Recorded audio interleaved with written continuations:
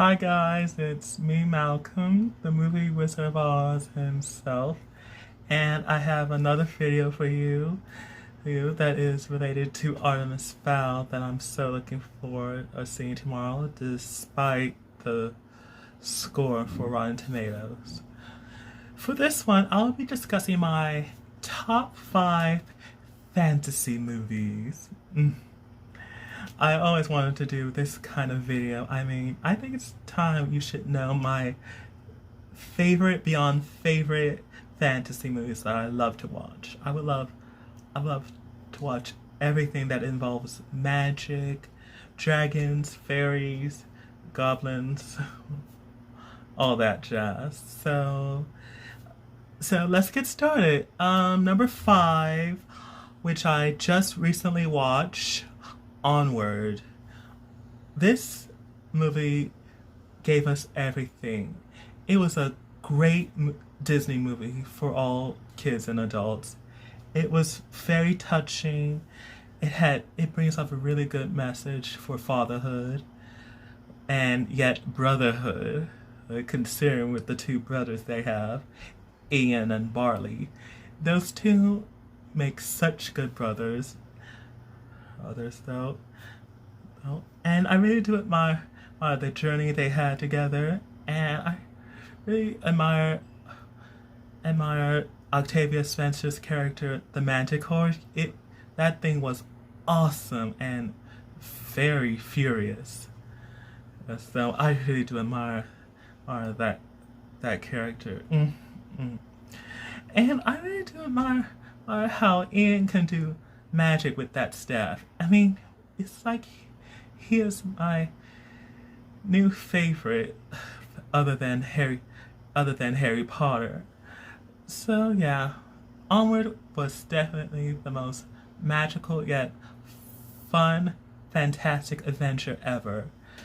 Okay, here's number 4, which is one of my favorite Studio Ghibli movies ever to watch. I always wanted to see this in the big movie screens, but I didn't get a chance to while I was little.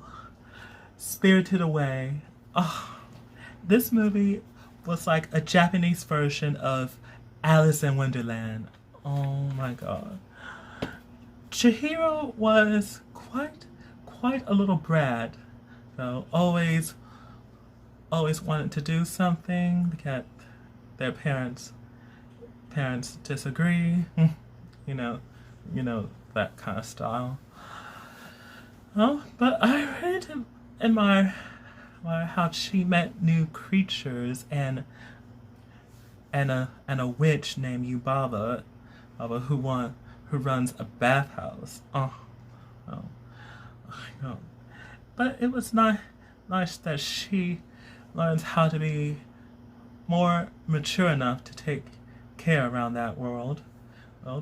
I really do admire how she stopped, how she found a way to get rid of No Face inside the bathhouse, how he was going crazy in there, keep eating people and all that.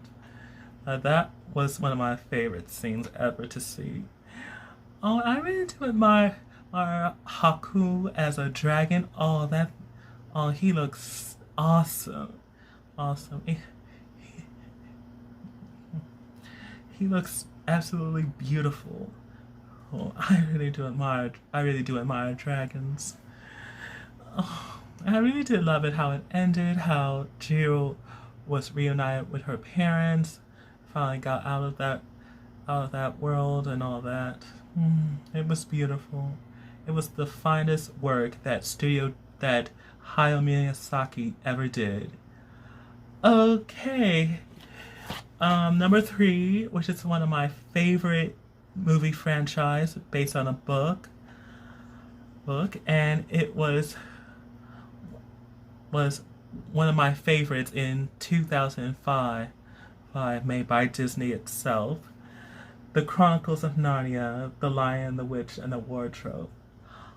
This movie was by far the most specular, epic filmmaking movie you have ever seen. It really fills your heart. I really to admire how the youngest of the oh my the Pevensey children, Lucy went inside the wardrobe and found herself in a magical land, just like Alice and Dorothy. That was awesome.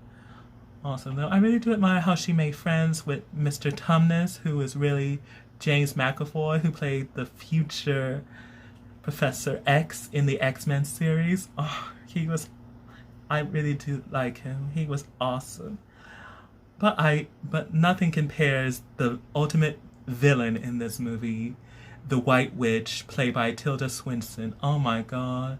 She was so stunning, yet psychotic. I mean, she really runs Narnia with an iron fist.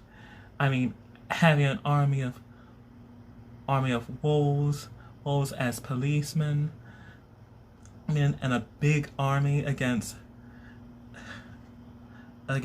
Peter and Edmund's bad army. Oh, I mean, I must say, I really do admire that battle in the end. It was awesome, though. It was absolutely crazy, yet outstanding, though. And I really do admire the lion voiced by Liam Neeson himself. Oh, he does have a great voice to play the role. Oh, though. This was a great one. I really do admire how the kids got gifts from Father Christmas himself. Oh, I mean, Peter has a sword, or Susan has bow and arrows. Even little Lucy has a healing juice and a little dagger. Oh, that was so cute. Okay, here's number 2, which is another fantasy movie franchise and makes me love magic even more. The Harry Potter franchise. Oh, I really do admire this. Each movie was absolutely perfect, and all of them became a hit in the box office. I mean, they got the characters right, the setting, the plot, and everything. Oh my god. I really do admire Harry Potter when I was little. I always imagined myself going to Hogwarts. And one oh, I forgot.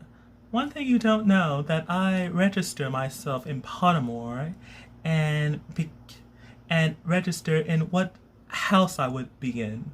And turns out I'm a Ravenclaw, which makes sense. I always admire the color blue, and one of my favorite characters is a Ravenclaw as well. I'll give you a hint. She appeared in Order of the Phoenix. Yeah, you know who it is. Yeah, and I really did love it how it ended, though, how Harry has kids now with Ginny, and so does his friends. Oh, it was beautiful. Oh, and I really do admire the spin-off of Fantastic Beasts. Oh my god. Those 2 movies were absolutely great. I absolutely loved the first one, where it had so many creatures and how it was set in America. So I really do admire it. I really do admire Eddie Redmayne as Newt Scamander himself. He did it to a T, baby. But I even loved the sequel too, even though it was short than its predecessor and was quite disappointing. To me, I think that was my guilty pleasure. Okay, let's get down with number 1, which is one of my favorite fantasy movies growing up.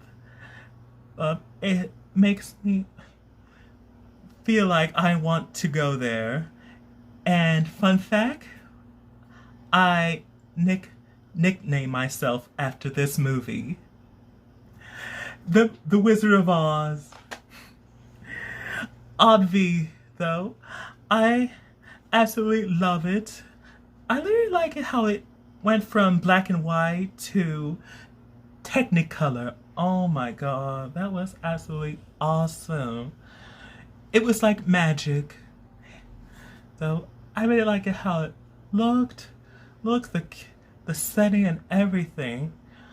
Oh, I really did my Dorothy, her friends, even the witches, both Glinda and the Wicked Witch of the West. They were perfect. That's, the way how that Wicked Witch showed up in Monkshowland interrupted. Oh, that was crazy. Crazy. It gave me a little goosebumps. Oh, she had she had such iconic lines though, and how she has an army of flying monkeys. Oh, she's one of my favorite villains ever. And this movie even paved the way for more Oz-related movies and TV shows and musicals like The Wiz, Wicked, what else? Oh, that TV show Emerald City on NBC. Oh, this movie really did pave the way for lots of more things set in Oz. Even one of my favorite book series, Dorothy Must Die, based on Daniel Page, is one of my favorites, and I absolutely love that. This movie was the greatest ever. Okay guys, those are my top 5 fantasy movies. So if you like this video, like, comment, subscribe, and be sure you all stay safe and stay healthy, and make sure you all see Artemis Fowl tomorrow on Disney Plus. Bye. I don't believe in fairy tales.